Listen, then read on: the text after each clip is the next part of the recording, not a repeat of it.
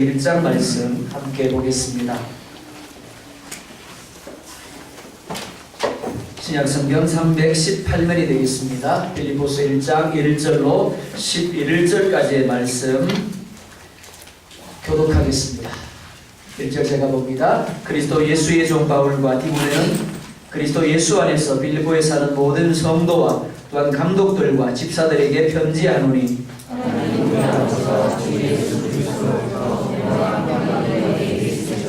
내가 너희를 생각할 때마다 나의 하나님께 감사하며 너희가 첫날부터 이제까지 복음을 위한 일에 참여하고 있기 때문이라.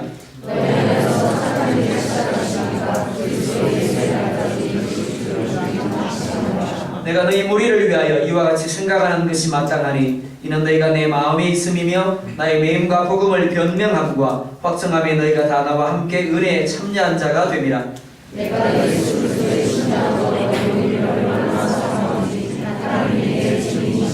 내가 기도하노라 너희 사랑을 지식과 모든 총명으로 점점 더 풍성하게 하사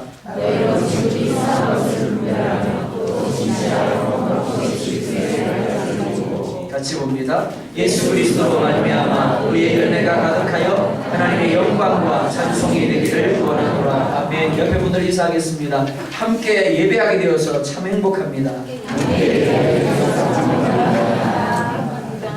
예, 늘 한쪽만 인사하지 말라고 그렇게 부탁을 드리는데도 또 한쪽만 인사합니다. 웃으시면서 양쪽 하겠습니다. 시작.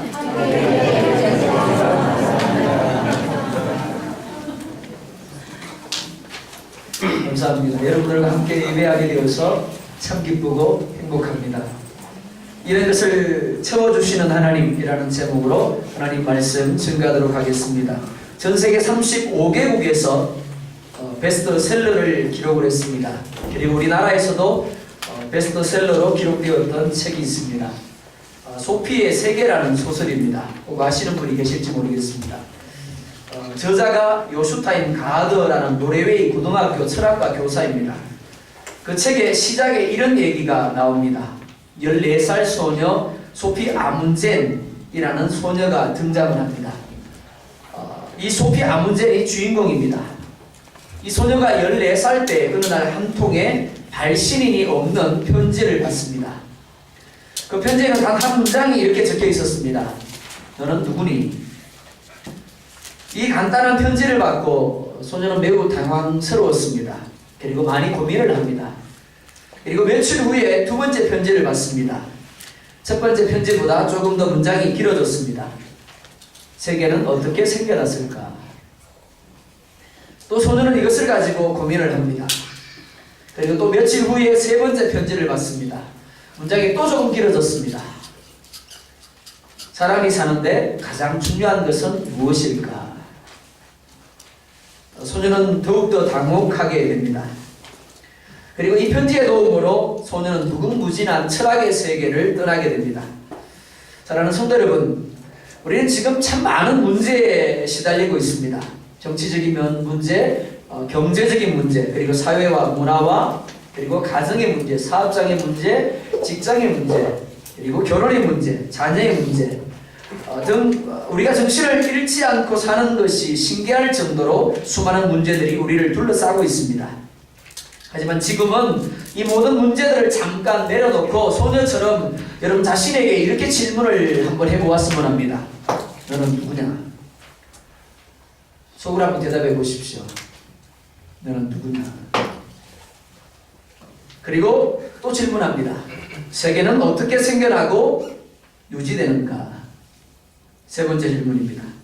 사람이 사는데, 아니 내가 살아가는 데 있어서 가장 중요한 일이란 무엇인가? 중요한 것은 중요한 문제를 생각하는 사람은 중요치 않은 문제는 쉽게 잊어버리게 된다는 겁니다. 가장 큰 문제를 가지고 고민하는 사람에게 있어서 작은 문제는 그저 쉽게 해결되어 버립니다. 진정으로 걱정해야 될 일을 걱정하는 사람은 걱정 하나만한 것에 대해서는 걱정하지 않습니다. 그걸 잊지 말아야 합니다. 오히려 보다 더 본질적이고 심각한 문제에 고민을 하면 고민할 가치도 없는 시시한 일들은 쉽게 넘어서게 되는 겁니다. 자, 다시 한번 물어봅시다. 여러분 자신은 누구입니까? 내가 오늘 정말 절박하게 생각해야 될 가장 중요한 일은 무엇입니까? 내가 오늘 정말 하지 아니하면 안 될, 서둘러서 해야 될 가장 중요한 일은 무엇입니까? 이 문제를 한번 고민해 보시기를 바랍니다. 인간의 고통 가운데 빼놓을 수 없는 고통은 상실의 고통일 겁니다. 즉 잃어버리는 데서 오는 고통일 겁니다. 건강을 잃어버립니다. 물질을 잃어버립니다. 명예를 잃어버리고 사람을 잃어버립니다. 연예인들에게 있어서 가장 두려운 것이 무엇이가 하면 인기를 잃어버리는 것이라고 합니다. 그러다 보니까 우울증에 걸립니다. 그러다가 어느 날 자신이 감당할 수 없는 상황에 이르게 되면 어떻게 된다고요? 자살하게 되는 겁니다. 뿐만이 아닙니다. 마음을 잃어버립니다. 사랑을 잃어버리기도 합니다. 사람이 살아가면서 경험하게 되는 고통들은 대부분 바로 이런 잃어버림으로부터 오는 것이라고 할 수 있습니다. 우리는 오늘까지 세상을 살아오면서 참 많은 것들을 잃었습니다. 그리고 참 많은 고통들을 경험하였습니다. 잃어도 좋은 것들을 잃는 것은 아까울 것도 슬퍼할 것도 없습니다. 하지만 잃어서는 안 될 것들을 잃어버릴 때 고통은 아무 말로 표현할 수가 없을 정도입니다. 결혼한 지 얼마 안 된 부부가 있습니다. 참 행복하게 살고 있었습니다. 그런데 남편이 일을 하러 나갔다가 교통사고로 세상을 떠나버렸습니다. 죽은 남편의 시신을 바라봅니다. 그러면서 이 여인은 생각합니다. 이 시신은 결코 내 남편일 리가 없어. 아내는 남편이 죽지 않았다라고 생각을 했습니다. 단지 좀 먼 데 갔다라고 생각을 했습니다. 해가 넘어가면 늘 했던 것처럼 얼굴에 웃음을 띠고 집에 돌아오면서 여보 오늘 뭐 했어? 라고 물을 것이라고 생각을 했습니다. 밤에 잠을 잘 때도 자기 남편이 옆에 누워있다라고 생각을 했습니다. 그러면서 남편의 숨결을 듣는 듯한 착각 속에 빠지게 됐습니다. 그리고 낮이 밝으면 화장을 해서 강물에 뛰어버린 남편의 시신을 아쉬워했습니다. 하지만 하루가 지나고 이틀이 지나고 많은 시간들이 지났지만 죽은 남편은 돌아오지 않았습니다. 얼마 동안 돌아오지 않는 것이 아니라 영원히 돌아오지 않았습니다. 그래서 아내는 정신이 헷갈리기 시작을 했습니다. 특별한 병도 없는데 몸이 말할 수 없이 쇠약해져 갑니다. 그런데 누가 이렇게 권했습니다. 예수님을 믿어보십시오. 그래서 아내는 하나님을 찾았습니다. 남편을 잃은 그 자리에 하나님이 대신 자리하게 되었습니다. 그리고 나서야 겨우 아내는 정상적인 생활을 할 수 있게 되었습니다. 사람들은 너무나 많은 값진 것들을 잃어버리고 사는 경우가 있습니다. 그럴 때 빈자리를 채울 수 있는 무엇이 있어야 합니다. 하지만 무엇이 잃어버린 자리를 대신 채울 수 있는가 하는 겁니다. 오늘 본문의 말씀들은 사도 바울의 글입니다. 사도 바울의 고백입니다. 사실은 에레미야 말씀도 함께 읽어야 되는데 읽지 못했습니다. 에레미야 선지자가 에레미야 33장을 통해서 우리 가운데 들려주는 이야기들, 그리고 오늘 사도 바울의 글이 공통점이 있습니다. 그것이 무엇이가 하면 두 사람 다 감옥에 갇혀 있으면서 그 글을 쓰고 있다라는 겁니다.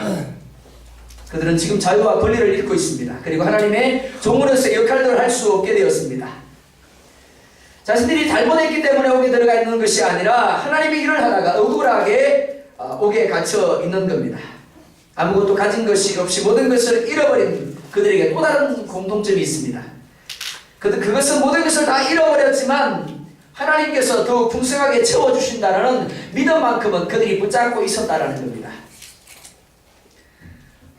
저와 여러분들은 바로 이 말씀에서 위로와 격려를 받아야 합니다. 무엇을 잃고 당황했을 때, 너무 아쉬워 견딜 수 없을 때 이 말씀으로 위로와 용기를 찾아야 합니다. 빌립보서는 옥중 서신입니다. 사도 바울이 옥에서 기록한 서신 중에 하나입니다. 우리는 이 빌립보서를 읽을 때 그 어디에서도 그가 옥중에서 기록하였다라는 생각이나 느낌을 찾을 수가 없습니다. 그가 과연 옥에서 기록하였는가 믿을 수 없을 정도입니다. 왜냐하면 처음부터 끝까지 바울은 이렇게 말하고 있습니다. 기뻐하고 기뻐하고 기뻐하노니 감사하고 감사하고 감사하노니. 뭐가요? 옥 안에 있는 바울이 옥 밖에 있는 빌립보 교인들을 향하여 고민하는 말이 무엇이냐면 이것입니다. 기뻐하라, 감사하라는 겁니다. 한번 생각해 보시겠습니까? 여러분들이 지금 옥에 갇혀 있습니다. 그것도 죄가 없이 억울하게 갇혀 있습니다. 그럴 때 여러분들의 마음이 어떠하겠습니까? 아마 저 같으면 답답하여 죽겠으니 빨리 꺼내달라고 우리 장로님들을 수없이 쫄랐을 겁니다. 억울함을 제발 풀어달라고 쫄랐을지 모르겠습니다. 지금 위로가 필요한 사람, 지금 권면이 필요한 사람은 옥 안에 있는 사도 바울이라고 할 수 있습니다. 그러나 바울은 오히려 거꾸로 옥 밖에 있는 사람들을 위로하고 있습니다. 그리고 그들에게 기뻐하라고 권면하고 있음을 볼 수 있습니다. 우리는 여기서 무엇인가 특별한 것이 바울에게 있음을 짐작할 수가 있습니다. 무엇이 바울로 하여금 그렇게 하게 하였는가를 생각해야 한다는 겁니다. 그 비결이 무엇이고 그렇게 할 수 있는 그 힘의 원동력이 무엇인가 하는 겁니다. 사도 바울은 자신이 지금 그리스도 예수 안에 있음을 알고 있습니다. 믿고 있습니다. 그리고 느끼고 있고 확신하고 있습니다. 그리고 체험하고 있습니다. 그가 지금 옥에 갇혀 있지만 사실은 옥에 갇혀 있는 것이 아니라 그리스도 안에 갇혀 있는 겁니다. 사도 바울은 실제로 그렇게 생각하고 있었고 그렇게 믿고 있었고 그렇게 느끼고 있었던 겁니다. 먼저 오늘 본문은 우리가 잃어버린 것에 대하여 관심을 가지는 하나님에 대하여 말씀을 합니다. 누가복음 19장 10절을 보면 이렇게 말씀을 합니다. 인자에 온 것은 잃어버린 자를 찾아 구원하려 함이니라. 누가복음 15장에서는 잃어버린 양 한 마리를 찾아 온 세상을 두루 다니시는 주님의 모습을 우리 가운데 보여줍니다.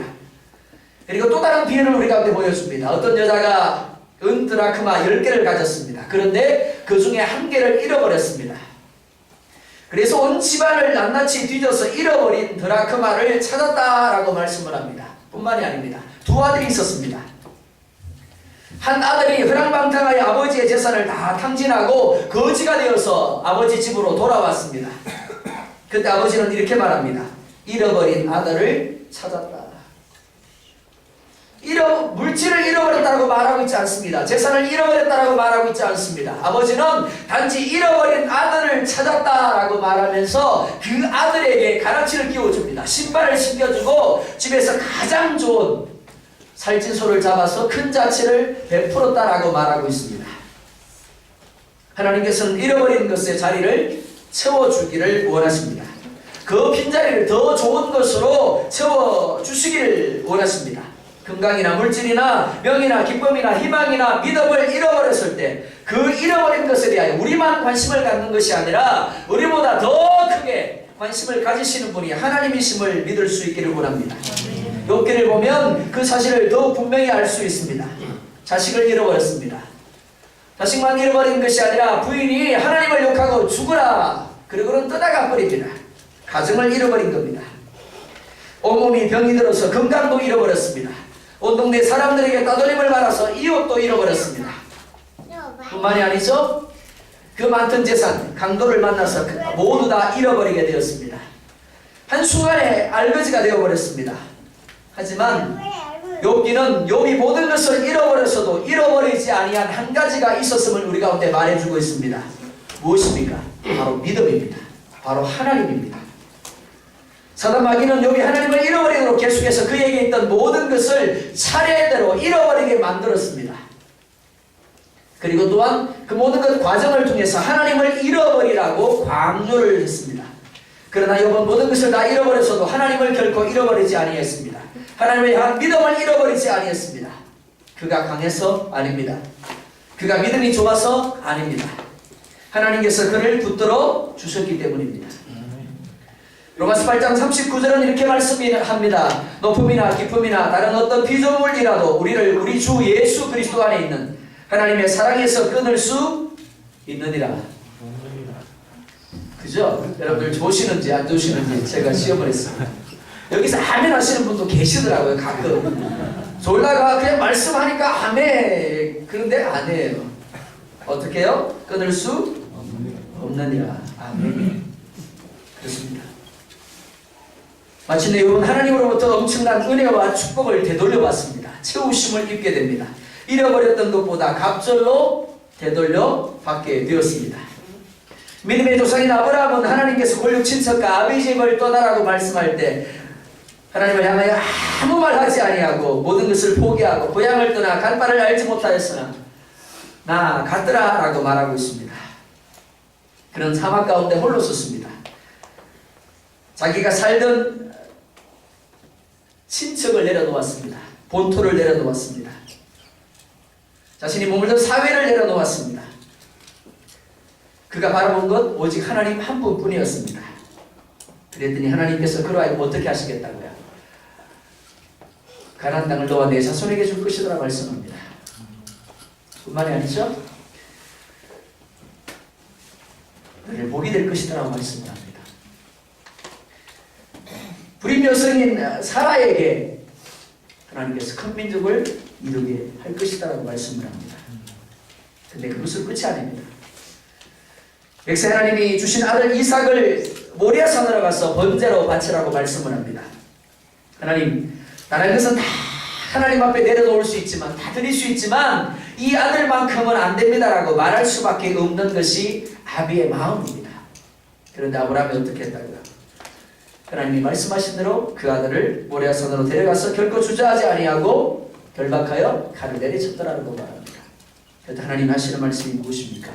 이제야 네가 나를 경외하는 줄 내가 알겠다라고 말씀을 합니다. 그리고 이미 하나님이 준비해 놓으셨던 순양을 그에게 나타나게 하시고 보여주심을 볼 수 있습니다. 모세도 마찬가지입니다. 바로의 궁중은 평안했습니다. 풍요했습니다. 힘이 넘쳤습니다. 부족함이 없었습니다. 감히 아무도 모세를 넘보거나 깔보거나 멸시하는 사람이 없었습니다. 모세는 세상의 모든 부귀와 영화와 권세를 움켜잡고 있었습니다. 그런데 하나님이 그 어머니를 통해서 그가 그렇게 살아서는 안 됨을 알게 해주십니다. 그때 그가 한 것이 무엇입니까? 하나님의 말씀을 따라 그 백성을 구원하기 위해서 그 모든 것을 버리고 이도로의 양을 치는 목자가 되었다라고 성경은 말하고 있습니다. 그리고 때가 되매 하나님께서 그를 부르시고 그를 구원자로 쓰셨음을 우리 가운데 말씀해 주고 있습니다. 만약 그가 계속해서 바로의 궁중에 머물렀다면 어떨까요?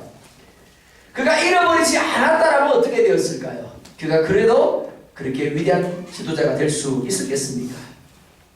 그가 내려놓았기에 역사에 길이 남는 위대한 인물이 될 수 있었습니다. 예수님은 하늘의 영광을 다 버리시고 사람의 몸을 입으시고 세상에 오셔서 33세에 십자가에 못 박혀 돌아가셨습니다. 그를 미워했던 모든 사람들이 그가 십자가에서 죽을 때 비웃고 조롱했습니다.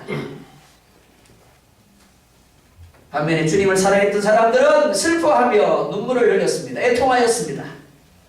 주님은 무덤조차 없어서 다른 사람의 무덤을 빌려서 장례를 치러야만 했습니다. 그런데 주님은 말씀합니다.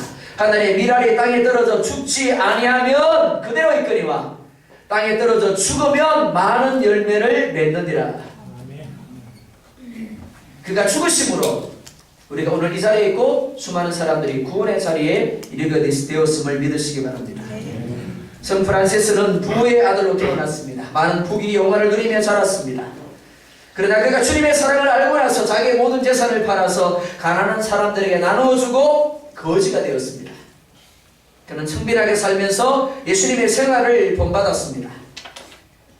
그러던 어느 날 기도 중에 자신의 손과 옆구리에 주님의 고난의 흔적을 가지게 됩니다. 그리고 그는 새들과 대화를 합니다. 그러는 물과도 하나님의 말씀을 이야기합니다. 많은 제자들이 그를 따랐습니다. 그리고 후대의 사람들은 그를 성자라고 불렀습니다. 사랑하는 성도 여러분, 살면서 이런 것에 대하여 너무 깊은 애착을 가지지 않기를 원합니다. 내가 이렇다라고 생각하는 것, 심지어 악한 자들에게 빼앗겼다라고 생각되는 것조차도 사실 이런 것이 아니라 하나님의 창고에 보관되어 있음을 믿을 수 있기를 원합니다. 하나님께서는 우리가 잃어버린 것들을 보수하시고 새롭게 하셔서 때가 되면 되돌려 축복이 되게 하십니다. 욥이 갑절로 받은 축복이 그러한 하나님의 신실하신 우리에게 증거하고 있습니다. 내려놓음의 저자인 이영표 선교사님이 저와 여러분들에게 고백하는 것이 바로 이것입니다. 하나님을 누리기를 원하십니까? 그렇다면 먼저 잃어버리십시오. 먼저 내려놓으십시오. 여러분들이 먼저 내려놓기 전에는 결코 하나님이 일하실 수가 없습니다. 두 번째로 기도하며 기대하고 기다려야 함을 우리 가운데 말씀하고 있습니다. 기다림이 은혜입니다. 기다리면서 지치지 않는 것이 더 큰 은혜입니다. 지치지 않고 기다리면서 감사하는 것은 극치의 은혜라고 할 수 있습니다. 사랑하는 성도 여러분, 잃어버리셨습니까? 기다리되 기도하면서 기다리시기 바랍니다. 사도 바울도 예레미야도 잃어버림에 대해 기도하였습니다. 아브라함도 제단을 쌓고 기도를 하였고 다윗도 기도를 하였습니다. 그리고 주님께서도 기도하였습니다. 언제까지요? 잃어버린 것이 되돌아올 때까지입니다.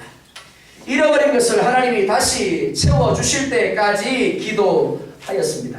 빼앗긴 것을 다시 찾을 때까지 기도하며 보고 싶은 사람을 다시 만날 때까지 기도하는 겁니다. 기도하고 또 기도하시기 바랍니다. 그리고 기다리시기 바랍니다. 낙심하지 아니하고 기다리며 기도할 때 하나님께서 분명코 우리 가운데 더 좋은 것으로 더 놀라운 것으로 채워주실 줄 믿습니다. 갈라디아서 6장 9절은 이렇게 말씀합니다. 우리가 선을 행하되 낙심하지 말지니 피곤하지 아니하면 때가 이름에 거두리라. 또한 예레미야 33장 3절은 말씀합니다. 너희는 내게 부르짖으라. 내가 너희에게 응답하겠고 네가 알지 못하는 크고 비밀한 일을 네게 보이리라. 아멘.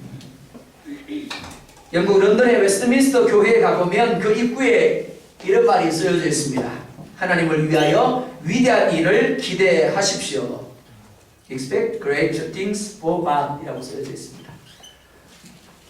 사랑하는 성도 여러분, 우리가 정직히 살고 믿음으로 살고 예배드리고 하나님을 기쁘시게 하는 삶을 사는데도 불구하고 여전히 우리의 삶 가운데 잃어버릴 때가 있습니다.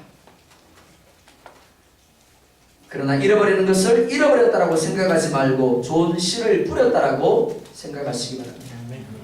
그리고 하나님을 신뢰하십시오. 그리고 부르짖어 기도하십시오. 천국의 꿈은 참으로 위대한 것입니다. 말씀의 꿈은 우리의 상상을 뛰어넘는 것들입니다. 그 꿈을 배경으로 숨이 넘어가 하나님을 만날 그 시간까지 하나님에 대한 위대한 일을 기대하시기 바랍니다. 하나님 우리가 잃어버린 것들을 채워주셔서 우리가 할렐루야라고 하나님 앞에 감사하는 그날까지 기대하기를 멈추지 마시기 바랍니다. 주님은 말씀합니다. 구하라 찾아라 두드리라. 또한 말씀합니다. 입을 크게 벌리라 내가 채우리라. 채워주시되 풍성한 것으로 채워주신다라고 말씀을 합니다. 예레미야 33장 6절에 말씀하기를 그러나 보라 내가 이 성을 치료하며 고쳐 낫게 하고 평강과 성실함에 풍성함을 그들에게 나타낼 것이며 무엇을 치료하고요? 이 성을 치료하며 라고 말합니다. 하나님이 기도 치료하는 거 별로 안 원하시는 거 봐요. 아멘 안 하시는 거니까 우리가 보기에 이 땅은 건강한 땅입니다. 기근의 땅입니다. 그래서 사람들이 더 좋은 것이 있는 땅으로 떠나가려고 합니다. 그렇게 하지 마시기 바랍니다. 좋은 것을 찾아가는 여러분들이 아니라 이 땅을 좋은 것으로 만드는 여러분이 되시기 바랍니다. 여러분이 하나님을 향하여 기도하며 기대할 때 하나님께서 이 성을 치료하며 고쳐 낫게 하실 것입니다. 평강으로 채우실 것이고 성실함으로 채우실 것이고 풍성함으로 채워주셔서 떠났던 수많은 사람들이 여러분을 부러워하고 이 땅을 부러워할 줄 믿습니다. 빌립보서 1장 9절은 또한 말씀합니다. 내가 기도하노라 너희 사랑을 지식과 모든 총명으로 점점 더 풍성하게 하사. 아멘. 알지 못하는 이유 가운데 이런 것이 있음을 합니다. 특별히 주님을 위해 일하다가 이런 것이 있을지 모르겠습니다. 바로 그때 믿음이 필요합니다. 바로 그때 하나님을 향하여 기도함이 필요합니다. 좋을 때는 우리가 스스로 살 수 있습니다. 그러나 나쁠 때는 잃어버렸을 때는 하나님의 도우심과 격려가 필요합니다. 하나님의 힘이 필요합니다. 그렇기 때문에 모든 것을 다 잃어버렸을 때 바로 그때 하나님 앞에 나오셔서 엎드리시기 바랍니다. 하나님 앞에 부르짖으시기 바랍니다. 주님은 말씀합니다. 보라 지금은 은혜 받을 만한데 구원의 날이다. 언제요? 정말 그렇게 생각하십니까?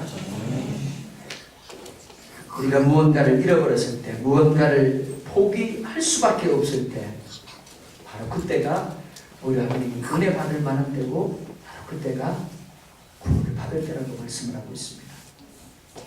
예레미야를 향한 하나님의 계획은 이러합니다. 하나님은 예레미야가 알 수 없는 크고 비밀한 계획을 이미 가지고 계셨습니다. 유다왕 시드기야 10년에 바벨론 왕 느부갓네살이 대군을 이끌고 예루살렘을 포위합니다. 이때 예레미야는 왕과 백성들이 회개하여 하나님 앞으로 돌아올 것을 선포합니다. 그런데 왕은 오히려 분노하면서 예레미야를 시위대 옥에 가두어 버립니다. 인간적으로 볼 때 왜요? 라고 말할 수밖에 없는 상황입니다. 아무것도 알 수 없는 절망적인 순간입니다. 그런데 하나님은 이때가 가장 큰 일을 할 때라고 예레미야에게 말씀해 주고 있습니다. 어려움에 처한 예레미야에게, 그리고 이스라엘 백성들에게 가장 무엇이 필요하겠습니까? 바로 기도입니다. 하나님은 기도하는 일에 예레미야로 하여금 전념하게 하기 위하여 그를 옥으로 보내신 겁니다. 아무것도 하지 말라는 겁니다. 뭐만 하라고요? 기도만 하라는 겁니다. 옥에서. 그렇게 하기 위해서 예레미야를 옥으로 보내신 겁니다. 사랑하는 성도 여러분, 기도는 모든 것을 변화시킴을 믿으시기 바랍니다. 기도하는 일보다 더 크고 우선된 일이 없음을 믿으시기 바랍니다. 이것이 예레미야를 향한, 예레미야가 알지 못했던 하나님의 비밀한, 크고 비밀한 계획이었습니다. 모든 일이 하나님의 손 안에 이미 있습니다. 그런데 문제가 뭐라고요? 기도해야 할 때 기도하지 아니하고, 하나님을 찾아야 할 때 찾지 아니하고, 하나님을 향하여 부르짖어야 할 때 부르짖지 아니하므로 하나님이 이미 예배해 놓으신 것들을 우리의 눈으로 보지 못하는 겁니다. 우리의 것으로 누리지 못하는 겁니다. 한번 생각해 보시겠습니까? 성경 공부하면서 제가 물었습니다. 아브라함이 이삭을 번제로 드리라고 할 때 그가 모리아산에 가서 이삭을 결박하고 칼을 내리쳤습니다. 그런데 하나님이 스톱이라고 말씀하시고 하나님이 준비하신 순양을 보게 하셨습니다. 자, 여러분들에게 동일하게 물을게요. 하나님이 그 순양을 언제 준비하셨을까요? 1번, 아브라함이 칼을 내리칠 때 하늘로부터 내리셨다. 2번, 아브라함이 집에서 떠나는 그 순간에 믿음으로 결단하고 내려놓고 순종하는 그 순간에 이미 준비하셨다. 자, 1번입니까? 2번입니까? 잘하시네요. 근데 문제가 뭡니까? 남에게는 잘 적용되는데 나에게 적용이 안 돼. 힘들어하고 아파하는 성도한테 가서는 위로해요. 권면해. 하나님 바라보세요. 기도하면 돼요. 근데 누구는 안 돼? 나는 안 돼. 그게 문제예요. 맞습니다. 하나님은 이미 아브라함이 집에서 나서는 그 순간에 순양을 준비해 놓으셨습니다. 근데 그 순양이 언제 보였어요? 믿음으로 끝까지 해가지고 합격이라는 소리를 들었을 때 보여진 겁니다. 마찬가지입니다. 예레미야 33장은 말씀합니다. 이를 행하는 여호와, 그 일을 지어 성취하는 여호와, 그 이름을 여호와라 하는 자가 이같이 이르노라. 너는 내게 부르짖으라. 내가 너에게 응답하겠고 내가 알지 못하는 크고 비밀한 일을 너에게 보이리라. 아멘. 하나님이 어떤 분이시라고요? 이 일을 행하는 여호와시고요. 이 일을 만들고 성취하는 여호와예요. 내가 말로 친다고 되는 게 아니에요. 내가 애쓴다고 힘쓰는 게 아닙니다. 누가요? 이 일을 만드신 하나님이 도와주셔야 되는 겁니다. 이 일을 계획하신 하나님이 내 편에 계셔서 역사하셔야 비로소 아브라함이 순양을 받았던 것처럼 나도 보게 되는 거예요. 나도 누리게 되는 겁니다. 그렇게 하기 위해서 뭘 해야 된다고요? 기다려야 되는 겁니다. 기대하셔야 되는 겁니다. 그리고 기도하셔야 되는 겁니다. 부르짖어야 되는 겁니다. 세 번째, 하나님이 되돌려 주시는 은혜를 말씀합니다. 어느 목사님의 간증입니다. 가난한 강원도 어느 시골 목사님의 가정에 아들 4형제가 있었습니다. 너무 가난했습니다. 아들들을 제대로 공부시킬 수도 없었습니다. 설상가상으로 목사님이 암으로 고생을 하게 되었습니다. 근데 병원에 가서 검진을 해보니까 치료할 수 있는 상황이 아니에요. 암세포가 너무 많이 퍼져서 수술을 할 수 없다고 합니다. 그래서 퇴원을 하게 되었습니다. 병은 점점 더 깊어지고 병원비는 감당할 수 없을 정도로 불어납니다. 군목으로 입대한 큰아들은 돈을 빌려서 아버지의 치료비를 감당하고 있었습니다. 그런데 얼마 있지 않아서 아버지가 결국 세상을 떠나고 말았습니다. 뭐가 남았을까요? 예, 맞습니다. 저희 아버님도 그랬습니다. 빚만 남기고 가시더라고요. 아버지가 부인과 자식에게 남긴 것 많은 빚뿐이었습니다. 그 후에 사모님은 어떻게 했을까요? 어떤 선교사님 가정에 들어가서 가정부 노릇을 했다고 합니다. 목사님의 사모님이 어느 순간에 가정부가 되어버렸습니다. 제가 섬기던 처음 신학을 했을 때 섬겼던 교회 목사님이 40대 돌아가셨어요. 그러다 보니까 딸이 하나가 있었는데 그 사모님이 생계를 유지할 수 있는 게 없으니까 뭘 했을까요? 섬기던 교회 사찰집사님 하셨어요. 이 사모님도 마찬가지입니다. 선교사님 가정에 들어가서 가정부 노릇을 하면서 자식들을 키웠습니다. 한번 생각해 보시겠습니까? 축복받은 가정입니까? 축복받은 가정인가요? 어느 사람도 그런 목사님과 그의 가족들이 축복을 받았다라고 생각하지 않을 겁니다. 도대체 하나님이 계시다라면, 하나님이 그들과 함께하고 계신다라면 그럴 수 없는 겁니다. 그런데 하나님이 되돌려 주시는 은혜는 그 다음에 구체적으로 시작되었습니다. 그나들이 선교사님을 통해서 미국에 유학을 가게 되었습니다. 만약에 아버지 목사님이 살아계신다면 생각도 못할 일이었을 겁니다. 그리고 돌아와서 광화문에 있는 작은 교회를 담임을 하게 되었습니다. 그리고 기도하는 중에 하나님의 감동이 있어서 압구정동에 있는 대밭을 사게 되었습니다. 뭐 하려고요? 그곳에 교회를 옮기려고요. 그 당시만 해도 대밭이었던가 봐요. 지금은 엄청나지만 그곳에 교회가 세워집니다. 어느 교회일까요? 광립교회입니다. 그리고 그 큰아들 목사님이 바로 김선도 목사님입니다. 그리고 그 목사님의 사형제는 우리나라에 성공적인 목회를 하시는 훌륭한 목사님이 되었습니다. 그 목사님이 이런 말을 했습니다. 가난한 시골에 병들어 죽은 아버지 목사님이 지금도 하나님의 보호자 옆에서 자식들이 잘 되기를 위해서 기도하기 때문에 내가 잘 되었고 우리 형제들이 잘 되었고 우리 교회가 이렇게 부흥이 되고 축복을 받고 있습니다. 사랑하는 성도 여러분, 지금까지 살아오면서 무엇을 잃었습니까? 사람입니까? 재물입니까? 아니면 명예입니까? 아니면 꿈과 이상을 잃었습니까? 혹은 건강을 잃었습니까?